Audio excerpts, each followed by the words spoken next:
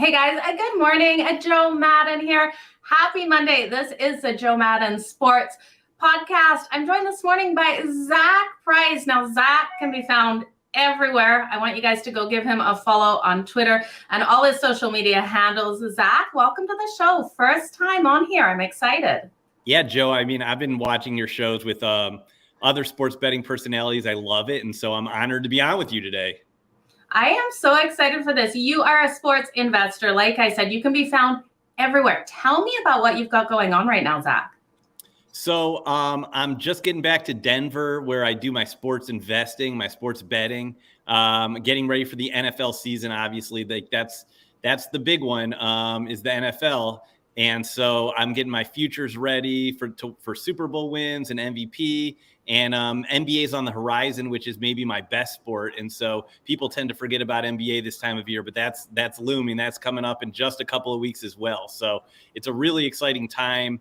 I also do a lot of golf, and that's every week. So really getting into the busy season now off of kind of my slow season, which is the baseball in the summer. I got my Chicago Cubs hat on because I didn't want to offend anyone. And if the Cubs almost never win, and so I feel like I'm okay with this. No one's going to be upset with me wearing a Cubs hat today. They're playing my Toronto Blue Jays today, who are off a terrible, terrible series against the Angels. I don't know. Best of luck to you guys today. You probably could sneak up a win here. I don't have much faith in my Toronto Blue Jays, that's for sure. But Zack, we're going to talk some NFL futures. But before we do that, I want to hear how you got into this business, because this is such an interesting business, not something that people really grow up to be in. So how did you get started?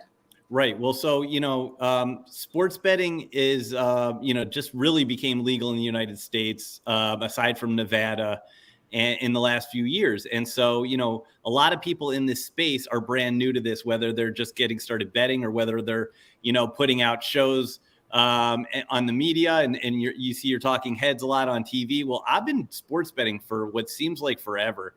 And it all started really when I was a kid. I wasn't sports betting, but I started collecting sports cards, baseball cards, like in the late 80s, early 90s. So when I was about 9 years old, I started collecting baseball cards.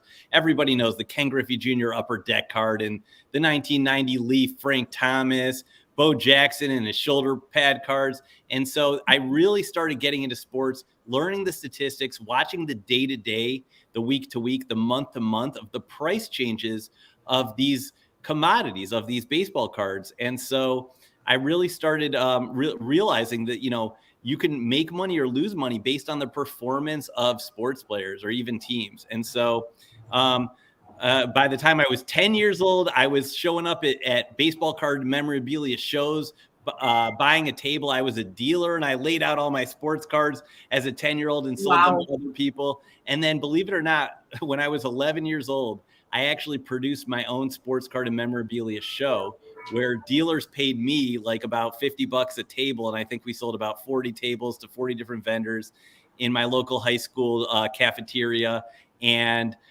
charged people $1 to get in and had security there. And so that was my first real entrance into the sports business world. And so and you were how old?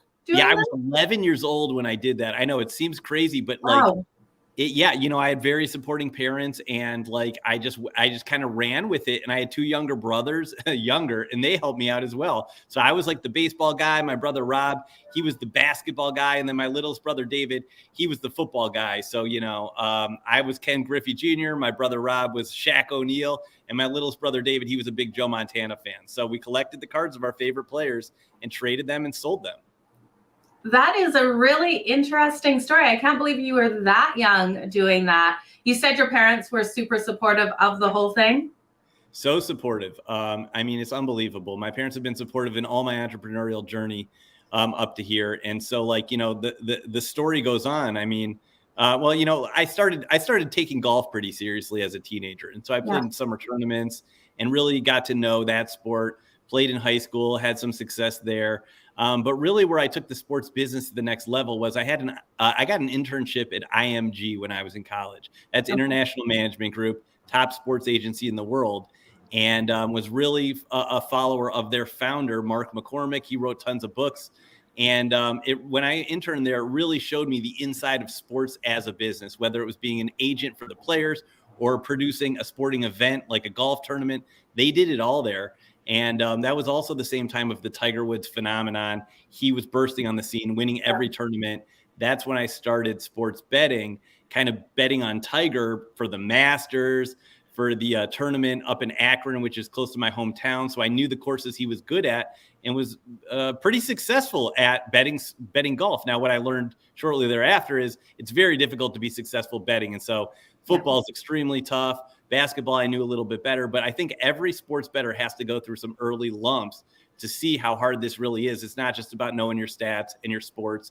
And of course, there's the whole bankroll management and mental game of it. And so that's sort of how I started sports betting at that time. That is such an interesting story. So do you remember that first bet that you ever made? Was it on Tiger Woods then?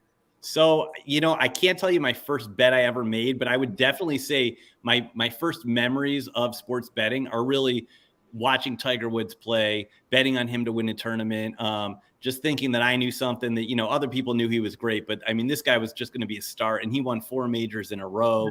And he would win all the tournaments at certain courses, Bay Hill, Firestone. He was just really good at certain courses. And that's where I learned that you could have an edge if you really know the ins and outs and you know a little bit more than the bookmakers kind of just price the players. It's very difficult for them to price every golfer on every course week to week. And let me tell you something, betting on Tiger Woods during the 2000s, you almost couldn't go wrong. Yeah, absolutely. He has been a moneymaker for a lot of people in the early 2000s. Now, when we look at sports overall, what is your favorite sport to bet then? Okay, so, I do love golf, and betting the Masters is probably my favorite individual tournament. So that's 4 days. It's really a week long if you want to get into the props and you want to, I've been to the Masters 4 times. I know the course. I feel like I have an edge there. It's a limited field. Certain players do very well there, and certain players, you almost feel like they have no chance at winning because it's such a prestigious tournament. But the NBA in general is my favorite to bet season long. It's a superstar-led league. And so guys like LeBron James, I mean, I'm from Cleveland. Look, I grew up watching LeBron play in high school. And so I've watched his entire career year after year, almost seemingly game after game. And I get a guy like him so well. I know him so well that I almost know what statistics he's going to put up. He's so consistent. And so not everybody's consistent or has the longevity of LeBron James, but the NBA, you tend to get to know your franchises. You tend to get to know your superstars. You get to know your role players. And so it becomes fairly predictable. The NFL, a little bit different. The NFL, you could have a pick 6 in a game, an interception return for a touchdown. It changes the whole scenario of the game in just a flash. Guys get injured every single week, superstars, role players. If you're a great quarterback and your left tackle gets injured, that could mean you're going to be getting pressured every play. There's a lot of unpredictability in the NFL. For example, the Bengals went to the Super Bowl last year. Almost no one could have seen that. Whereas in the NBA, you seem to have your best teams every year. The Warriors won it this year. They've won it many times. The Cavs won with LeBron. And so the NBA is my favorite sport to bet. Okay, well, I can't wait for that season to kick off as well. Tell me a little bit about how you got into talking sports on these shows. We've seen you on Betting Denver, Covers, VSiN. How did you get into that part of this industry? Yeah, well, now I'm on the Joe Madden show, so I'm really taking off. I mean, I was betting successfully. PASPA got repealed in 2019. That's when it became legal in the United States. I went out to New Jersey, bet a little bit just to test the waters. COVID hit, and the states needed money. And so Illinois, I was living in Chicago for 17 years. Illinois suddenly had legal sports betting.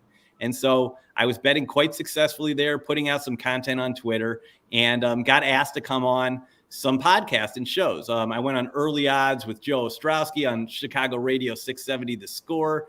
And then he ended up getting a show himself, and I went on that show. And then other shows started asking me to come on.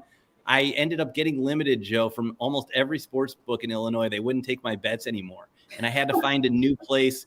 I was being very successful, making a lot of money doing this. So I said, I gotta continue this. So I decided to go out to Colorado where there's like 20 sports books. And once I got out there, I was putting out my content, and the Denver Sports Betting Show on Mile High Sports out there asked me to come on as a guest. They really liked what I had to say. The current host moved on to something new. And so they asked me to take over the daily radio show there, which I did for a few months. Took the summer off here, and now I'm just, doing appearances here or there, wherever I'm asked to come on or where I feel like I can contribute some value. What was it like that first time that mic was put in front of you doing that show?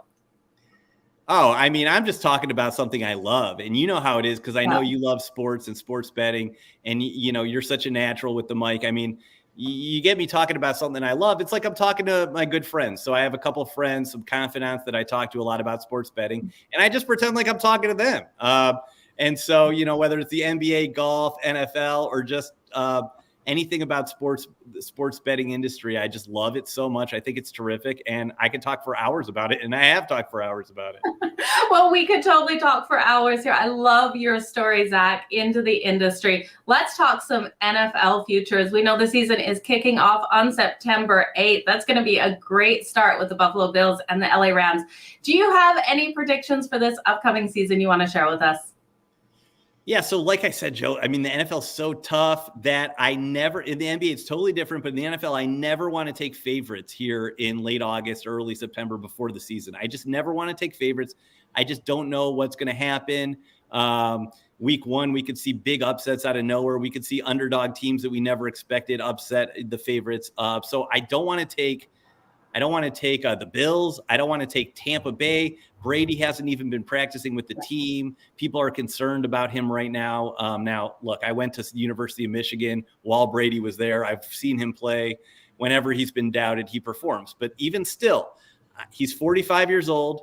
He's an older quarterback. We have Aaron Rodgers at Green Bay. He lost his top receiver. They're still at the top of the favorites. So what I'm going to do is I'm going to do like a partial fade of Brady and Rodgers this year. So in Rodgers' division, the NFC North, Green Bay seems to always win that division. I'm going to look down the list a little bit. I like the Minnesota Vikings this year to maybe have a good year. If Rodgers slows down a little bit at his age or, really misses Devontae Adams, Minnesota lost a lot of close games last year. They have a high-powered offense. They got a new coach in there. I think they could surprise people. So I'm going to look at Minnesota to win the division. I'm even going to take a long shot on the Detroit Lions to win the division. What? They're 150 to 1 to win the Super Bowl. I'm not going to go that far. Yeah. But, hey, if Rodgers gets injured or has some trouble finding receivers, which I don't think he will, but I'm playing the odds here. I'm going to look at Detroit to maybe upset and take that division, maybe Minnesota to take that division. Going down with Tom Brady again, he's 45. People are concerned about him. I'm playing the odds. He could get injured. That's something that has always happened. I'm going to look at his division partners, which are the New Orleans Saints, even the Carolina Panthers, and say, can they win this division if something happens to Tom or they struggled? The Buccaneers do have some injuries, even on the offensive line. So I'm looking at things to possibly happen with those name brand players and teams. And if they do, it opens up a lot of value. So I'm looking to unlock value when the favorites go down. And you know what? If Brady and Rodgers meet in the NFC Championship game, oh well, we missed that one. But I'm also going to look at storied franchises that maybe are undervalued, like the Pittsburgh Steelers. So everyone's down on the Steelers. Big Ben finally retired. The Steelers have won 8 or more games, 18 years in a row. It's unbelievable. It is. Tomlin, the Rooney family. The Steelers still have one of the best defenses in the league. They had the Defensive Player of the Year last year in Watt, and they bring in 2 exciting rookies. So if these rookies can perform, I like the Steelers to go over 7.5 wins. They're also 10 to win the division. I might take a flyer on that as well. Yeah, I like Kenny Pickett in there for the Steelers. I definitely think he is going to be the next Big Ben for them in the future. I think he has a long, successful career. Let's talk back to Aaron Rodgers if he gets injured. Do you have any faith that Love can step into this role and get anything done? Because what we've seen so far, I don't think he could be a starting quarterback ever. Boy, it's going to be really tough. Green Bay is such a football town. I mean, they live and breathe it, and they've had such great quarterbacks over the years, and he's under a lot of pressure. And so he's been under Rodgers. He's got to see the master at work. Rodgers won the MVP again last year. Love, I don't think is ready for that stage. I think if he did get thrown in there, if Rodgers did get injured, I think that he would be learning on the job, even though he was there last year and played a game or two. I think that it would just take him a little bit too long. There's no Devontae Adams, like I mentioned. I don't think Love could take that team very far at all. I think it would be a huge learning year for him, and obviously they want him to be their next quarterback. Rodgers isn't ready to give that up, but like we said, these guys are older. I'm not predicting injuries, but you have to factor it into the odds when you're betting. And so, no, I don't think he's ready. Yeah, I don't think he's ready either from what we've seen in preseason. Sad to see because he's been there a couple of years now under Aaron Rodgers. I just wonder if the development isn't being given to him in this situation. But Panthers, what are you thinking with this quarterback situation for the Panthers? Because I actually think Sam Darnold is the better quarterback of the two. What are your thoughts here? Okay, so I'm from Cleveland, like I mentioned. So I watched the Browns draft Baker Mayfield #1 overall. I've watched him lead us into the playoffs, even get a playoff win, almost a big upset over the Chiefs in the playoffs. And then last year was a big disappointment. So, we had a good team, a strong D, and a great running game, but Baker really let the Browns down last year. Now, he was injured. He had a torn left shoulder. And so I thought maybe they should have given him another chance this year, at least held on to him while Deshaun Watson's getting suspended for a few months, but they trade him away for draft picks. So I think Baker has a little bit of flash in him. Like he can win some games. He can really be an exciting player, but he throws a lot of interceptions. And so I think it's great that the Panthers do have a guy like Darnold, who was drafted #3 that year, and they can try them both. I mean, if Baker starts out, I think he might have a chance of beating the Browns week 1. He could be a great quarterback out of the gate. And if he's not producing the way they want to, they go to Darnold, who had a pretty good season last year to start. And so I think that, they're going to try to just manage the game with those guys at quarterback. But I think either one could emerge. I think it's good that they have two. Let's put it like that. Yeah, absolutely. Okay. Question everyone wants to know, who do you have winning the Super Bowl? Do you have any futures out on this at all? Yeah, so to win the Super Bowl, and I had them to win the Super Bowl last year. They were leading the AFC. They were 8-3, and then Lamar Jackson got injured. It's the Baltimore Ravens. I love Lamar Jackson. I have an MVP ticket on him at 20-1. He's electric. And I think that the Ravens could get back up there again. They were 8-3 leading the AFC. If Lamar doesn't get hurt, I think they go to the Super Bowl. I'm going to fire at them again. They're about 20-1, as I mentioned. And that's, again, I'm not going for the favorites. I think that's good value. I could talk football with you all day. We are running out of time. Last question I'm going to ask you about football. Why do you think Lamar gets so much disrespect in the industry? Oh my gosh. You know what? I couldn't even tell you. He's a flashy guy and he takes some strong opinions, but when he gets that football in his hands, he can run with the best of them and he has a gun for an arm. And I think he will silence the critics as if he hasn't done enough winning a Heisman and an MVP. When he wins that Super Bowl, Joe, that's it. He's going to be talked about as one of the best players of all time. If he can do it, he certainly will have the statistics as well. Yeah, absolutely. Well, Zach, it was an absolute pleasure having you on the Joe Madden Sports Podcast. I really do hope to have you on again if you have more time. Can you let everyone know where to follow you and what shows they can find you on? Hey guys, I'm just going to be jumping on tons of different shows as a guest. Be sure to check out the Denver Sports Betting Show. That was the show I hosted for a while every day. And I go on BetQL a bunch. Look, I'm all over the place. Buy the book out in DC. But catch me on Twitter. That's where everything's going to flow through, at Zackonomics. You can find me on Instagram, Zackonomics101. Absolutely. You guys make sure you go give him a follow. Zach, it was an absolute pleasure. Thank you so much. Thank you, Joe. Thank you.